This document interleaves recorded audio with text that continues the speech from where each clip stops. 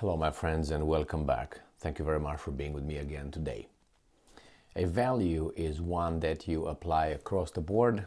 It's not something that you just, apply it when you like it, and when you don't like it, you don't apply it, or when it's beneficial to you, you gladly apply it, but when it works against you, you all of a sudden don't like that kind of value because that impedes your ability to gain something much smaller than virtue. And we have here Japan. Japan, as you probably know, in the Second World War, it aligned itself with Germany and with Italy, the main ones, and then other countries came together. Anyway, so they lost. They were on the losing side. They got 2 atomic bombs dropped on 2 cities, Hiroshima and Nagasaki, by the forces of good, which is the United States of America. So civilians died. More than, I think, 100,000 people died during the impacts, and then more after that. But hey, that was necessary for But if you use that justification why those bombs were dropped on Japan, if you use it anywhere else, you say, no, wait a second. You can't use it there, you can't use it there. Okay, which I agree. But nevertheless, you can justify that one, but you can analyze it, but in the way that it should be analyzed. You killed hundreds of thousands of, at least 150,000 civilians. Anyway, let's move to Japan right now. After 1945, Japan wrote its constitution in a way like this. They did it on the other room. And when they wrote the constitution, brought it to the Americans, they said, well, no, you got to change this, go back. So basically, I read your constitution. I just let you give me a rough draft. I look over it, give it to you back and say, no, you changed this. So basically, I'm writing it, and I say, no, you wrote it. I was just, helping you. Anyway, that's how they wrote their constitution. Then the Americans forgot to leave Japan, and they said, you know what, we're going to stay here because we want to make sure that you guys do not do any hanky-panky again, blah, blah, blah, supposedly. Well, it was a geostrategic determination, obviously, and they said, well, we're going to stay here for our own interest, which if you have principles and values, you say, well, is this a sovereign country or not? And then you have weasels to say, yeah, we want you to stay here so you can defend us, protect us. Now remember, in the international arena, there's no friends.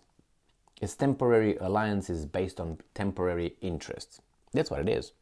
When you see a country aligning with another one and say, oh, we are allies, it's because they have a common interest somewhere. They cannot be allies maybe in something else. And when they reach that interest, they might get, like this. Or you can also, while you are allies, the wrong people, let's put it this way, get in power and they say, you know what, we don't want to be allies with you anymore. We're allies with the enemies, former enemies. Why? Because the interest dictates friendship. There's no friendship. Again, it's who has the power determines. And if you don't have the power, you pick the least damaging option. Like in life. You take that route or that route, that's going to give me cost benefit. That's how you make the decision. So Japan had and still has American troops on it, said that we're going to pursue a foreign policy of peace. So they said no armies, no interventions, don't send the armies. But little by little, obviously, now, because they were allowed or because they changed something, they didn't want to see the atomic bombs dropped on their head. That was it was. That's why I said, well, we saw those, they don't want to call them crimes or anything, because if we do it, it's not a crime. If they do it, it's a crime. So those incidents, and they're horrifying. Well, why don't you point to the people who did it and call them what they really are if they do something like this? Because I guarantee you, if right now, let's say evil Russia, I was about to say Prussia, long time ago. If you take Russia and let's say Russia does the same thing with Ukraine, saying, well, you know what, we're losing or maybe we're winning, but saving our boys' lives and shortening the war, those were the reasons. And these guys don't want to surrender, drop a few on, Kiev and Lviv or Lvov, and then that's it. Is that justified? Of course not. Of course not. But how can you justify the other one? The other ones. We did it, and we're the forces of good. You see here? It's written right here, forces of good. It must be true because we say so. You say anything else? Smack. Say it again.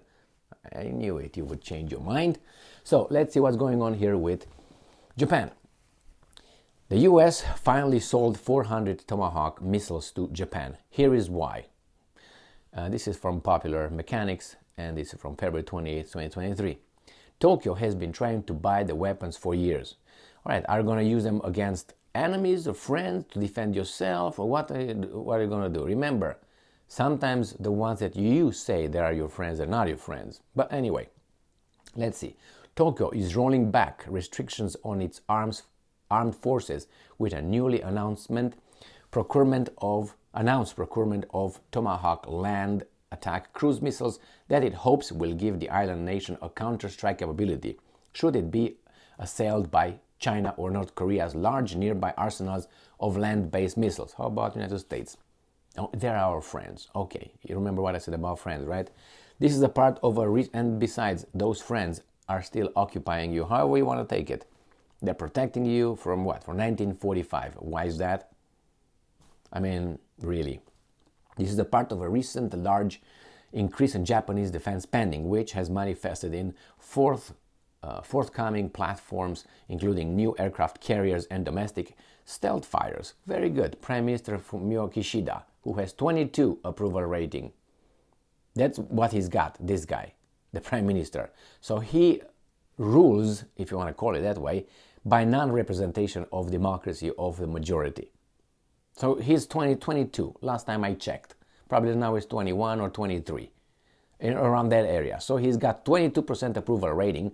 So he's not I think he should be incapacitated of really ruling or making any decisions, because he's not making the decisions in the name of the nation as of now, and in the past, I don't know, few months. Announced plans to purchase 400 Tomahawks on Monday. This capability would become operational by 2026-2027. Already Japan had set aside 211.3 billion yen, which is only $1.55 billion, to go to such a purchase, which will proceed via the US foreign military sales program. So the Americans are going to profit. Good job. But hey, you take what's good, right? You take the best Tomahawks, yes. And what should the other countries around you should do? Think, oh, you're under this guy's occupation. You arm yourself against whom? Us, because we arm ourselves because what? Because of you? Yeah. So I threaten you, and then you threaten me, and I threaten you, you threaten me, and then who's winning? These guys are winning right here. U.S. foreign military sales program. That's who's winning. Okay, both the other sides are losing, more or less. So a 2019 U.S. order of Tomahawks, also known as TLAMS, average a price of $1.35 million per missile. Right, 1.35. But there will surely be overhead, training, and equipment costs involved in introducing the missile into Japan's service. That's only part of the $37 billion Tokyo plans to spend by 2026 on standoff range counter-strike weapons.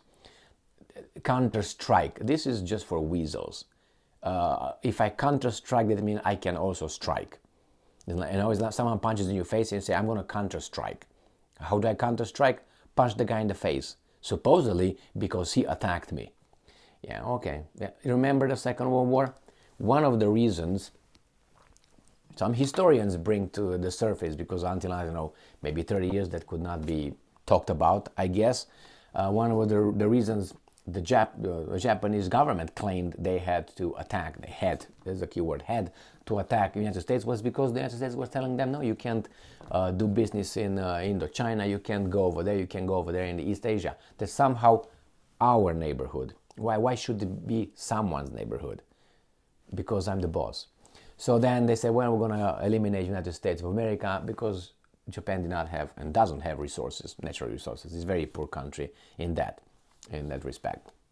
So it needed, by conquering or by influence or by business, doing business, they needed all kind of products and natural resources to develop its country industrially. It was growing and growing, a threat to the other guy, which somehow had interest thousands of miles across the Pacific Ocean, if you can, and that was their neighborhood as well. Nobody touches it. So then the Japanese said, well, you know what? You don't let us, improve or get our economy and industry and so on. You try to influence us, kick us out of all this region, and you say you can't do this, you can't do this, you can't do this, you cannot do this. We're gonna punch you in the face. And they attacked U.S. territory, not the U.S. Per se. Remember, Hawaii at that time was not a state. But anyway, they attacked military infrastructure of the U.S. Navy and all that. So then you say, well, then we had to counterattack. So United States actually counterattacked what Japan attacked. But if you go back, why was that? And then you go back, why was that? That's why I have to look at the chronology of events and get all the information that are valid to the point or to the issue and analyze them. You can't just say they attacked at Pearl Harbor, they attacked they're the bad dudes. Well, let me put it this way: if you, let's say, rape some or any of members of my family, guess what I'm gonna do? Yeah, I'm gonna just sit tight and watch you do it, right? Take my telephone and videotape it. Do you think that's what's gonna happen? And then if I do something to you, you're gonna say, hey, see, Emil hit me, Emil attacked me, Emil, if there's someone to still, you know what I mean, by that time. I'm just saying, or I'm just gonna call the police, 911, and wait on average of 9 minutes until the police shows up. After you're done and you finished everything, you zipped it up and all that. Now you can go to jail, thank you very much. Like this, we should be civil. Really? I hope I'm not. Anyway, I don't wish anybody to be in this kind of circumstance. So again, counter-strike. The Tomahawk are effectively a stopgap until a forthcoming new surface attack version of the indigenous Type 12 anti-ship missile with range extended 750 to 900 miles enters service. So let's see what's going on here. It says at least 2,193 BGM-109 Tomahawk cruise missiles have been fired in combat since entering service in 1983. Now, some of them have a range exceeding 1,000 miles, so you can imagine where they can hit. And let's go to using combination of inertial navigation and terrain counter mapping. The TLAM can land within 10 meters of a designated target, or 1 meter if assisted by GPS. These weapons approach the targets at a maximum speed of 567 miles per hour, usually skimming at an altitude of 100 to 165 feet to delay visibility on radar. And this is another related story. I'm just going to read you the title. Offense, the best form of defense? Well, obviously this is about North Korea and China right here. But I'm asking, why not against the United States of America? And the answer, the short answer and the stupid answer is because they're our friends and they're good. You want to see how good they are? Remember 6 and 9 of August 1945. That was a example of how good they were. I don't justify that those drops.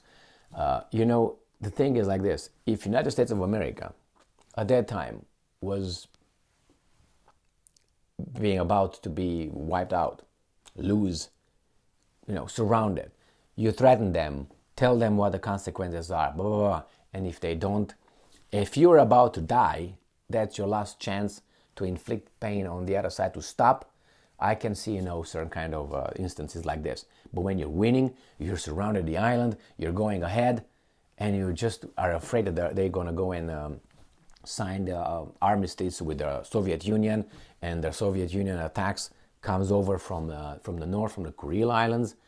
And then you say, geez, no, it can't be. The same as the D-Day. So, we landed in Europe. We landed in Europe because we had to help the Soviets. No, the Soviets already, when the D-Day occurred, the Soviets already liberated all the Soviet Union, and they were coming towards Europe. So they said, we got to reach Stalin somewhere in the middle, because this guy's going to go all the way with his communist agenda, with all his Russians around him. Okay, he was Georgian anyway, but zip it. They call it Russia all the time when they say Soviet Union, Russia, Soviet Union, Russia.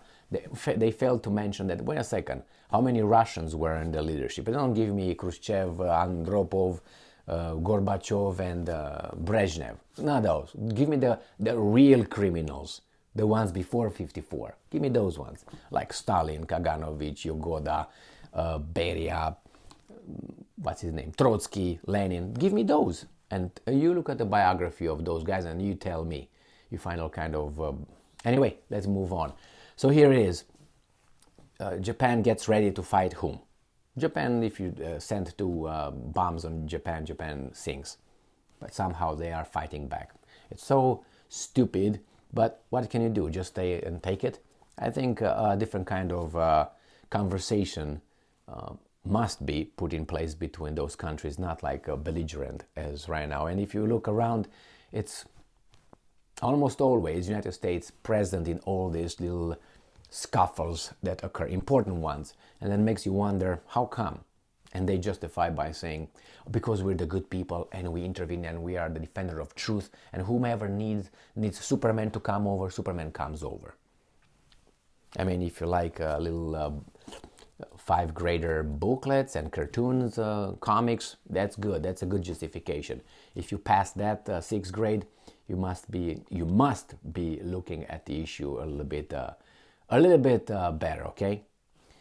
I know you are, because you're here with me. Otherwise, you would be watching The View or something else, or CNN. Thank you very much for being with me again today. Stay strong, stay smart, look for the truth, and be just.